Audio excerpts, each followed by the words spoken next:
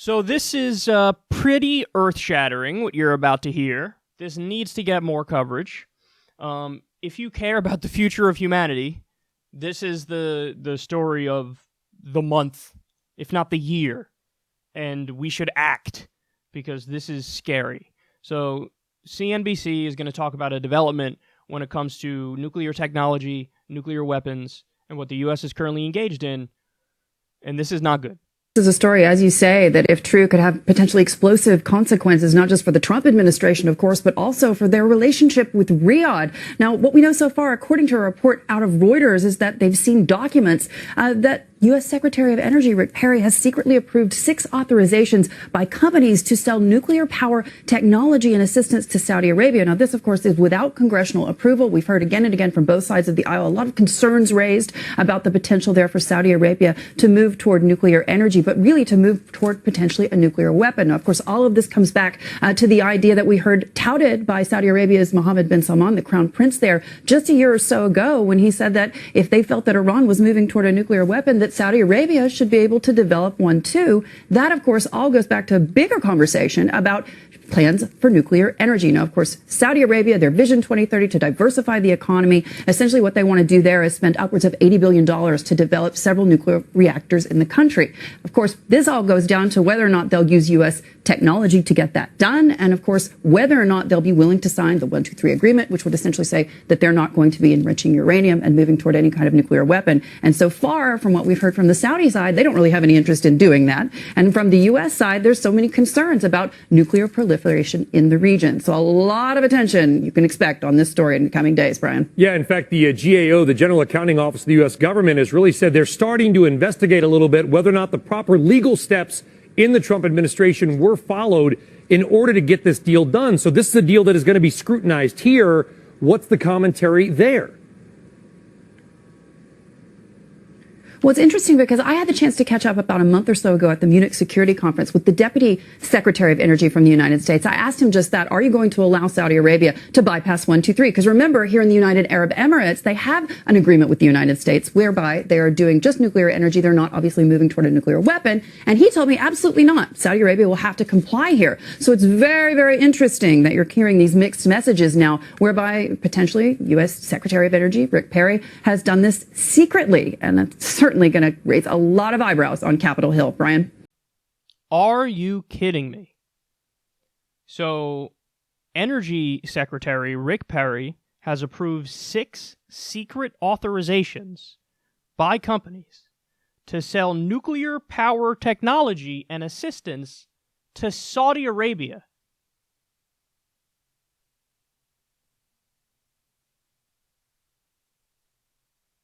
There's too much to even say about this.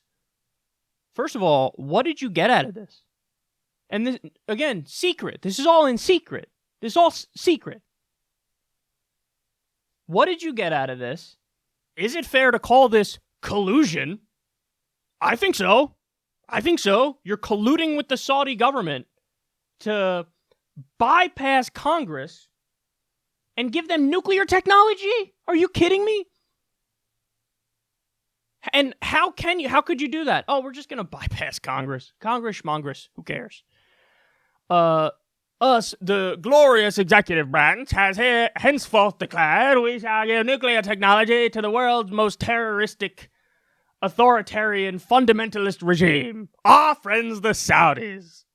Are you kidding me? So, listen, they're secret meetings. Make no mistake about it. Is the Trump administration cool with this? Maybe largely because they've gotten tremendous favors from the Saudi government? That certainly plays a role. We discussed the story about how the Saudi government has funneled hundreds of millions of dollars to Donald Trump's pocket because they overpay for themselves to stay at Trump's D.C. hotel, but then also they've sent like U.S. veterans there for lobbying efforts, and they overpay to keep the U.S. veterans there. So something like $400 million funneled by the Saudis to Donald Trump's pocket through his hotel in Washington, D.C., which, by the way, is a clear violation of the Emoluments Clause of the Constitution, which says a U.S. politician or president cannot accept money from a foreign government. Why? Because then you're likely to have a conflict of interest and to represent the special interest as opposed to the American people. And in this case, it's the Saudi government. And would you look at that? After they give him so much money, he says, oh, are you committing a genocide in Yemen with our assistance and with our weapons? Fine by me, dog. And, oh yeah, by the way, keep your seat on the UN Human Rights Panel. What? You're committing a genocide, but yeah, you should sit on the UN Human Rights Panel and judge others. Are you kidding me? What a joke this is. So there's massive corruption involved here, a violation of the Emoluments Clause, and now you have secret meetings between the Trump administration and Saudi Arabia where they're giving them nuclear technology.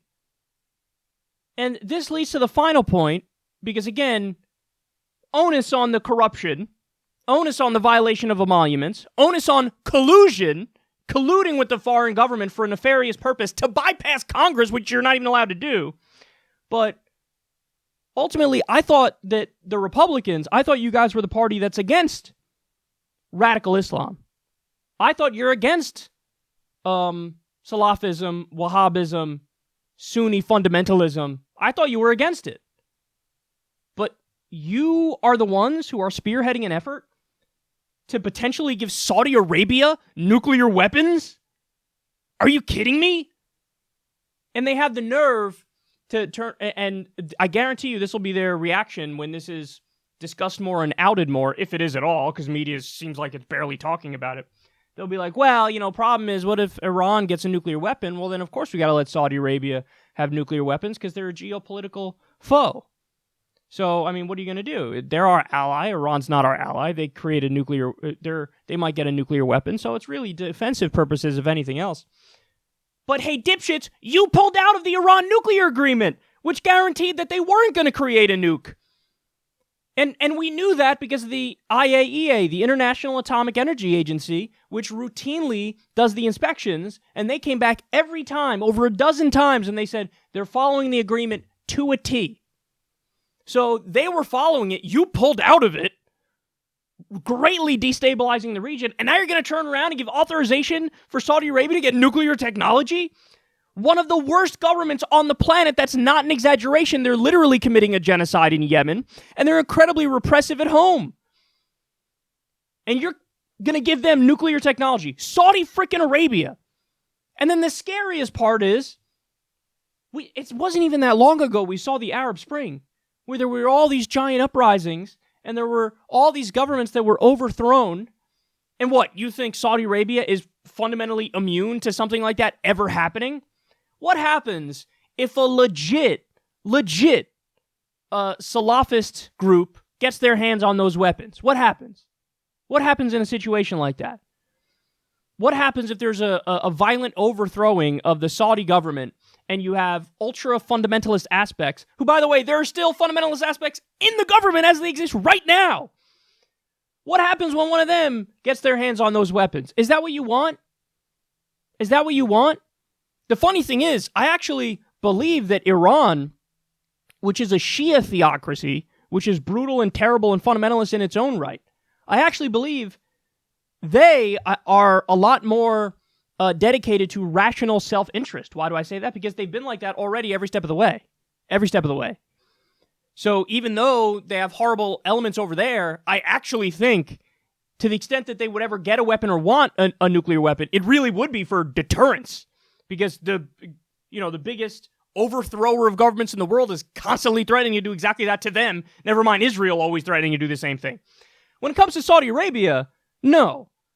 Perhaps the government now, you wouldn't have to worry about it. But again, all it takes is one overthrowing of the government, one violent revolution. And historically, governments are not, especially authoritarian governments, are not stable.